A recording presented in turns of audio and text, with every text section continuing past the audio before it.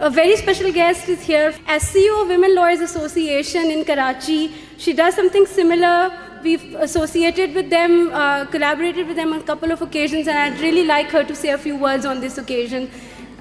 Zara, over to you. Thank you, Nida. Assalamu alaikum, everybody. I'm so glad to be here today because I think today shows that women coming together can make dreams come true. And I think 10 years is a long time. And just a round of applause once again to Nida and to WIL for such a wonderful event. So rightfully said, I am the CEO of the Women Lawyers Association. We started in 2017. We are a registered organization, and the reason why WIL does not have an immediate presence in Sindh is because we are sister organizations. We have tried to get the same concept of empowering women, of promoting women, of making sure that women have a safe space in courtrooms and outside, in Sindh as well as in Punjab and all over Pakistan now, because we have representation everywhere.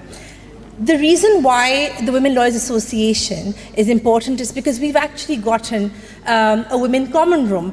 Just as Aisha Malik has spoken about women not having safe spaces in courtrooms or not having bathrooms in courtrooms. So we fought for that. We had to fight 2 years, and then we got a women common room which is now also called the Ladies Bar in the Sindh High Court, in which women not only had a room to pray in, they had another area just to sit and just talk during recess or during the break that we have in litigation.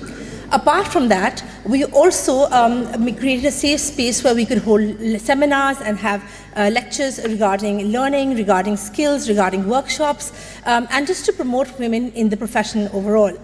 And I think that it is so important to not only empower women, but also to give them a space for them to shine themselves, because empowerment includes all of that.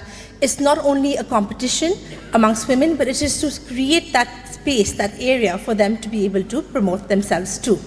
I think the litigation especially is something that we don't realize, that women struggle to make their own, to stand on their own and make their own spaces in. So I think it's very important that, especially during this time, during litigation, that the Women Lawyers Association and WIL comes together and provides that area.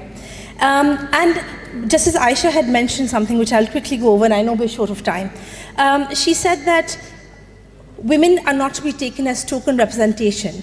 And I think that is something that should be a key takeaway today, that women are not a token representation. Women are, and are at least 50% of the workforce. They should be recognized as the same. They should be given the exact right, and as we say in Urdu, their haq. And I think fighting for someone's haq is so, so important. So with that, I will leave you all with that thought. And thank you once again, Nida, and thank you everybody for listening. Thank you.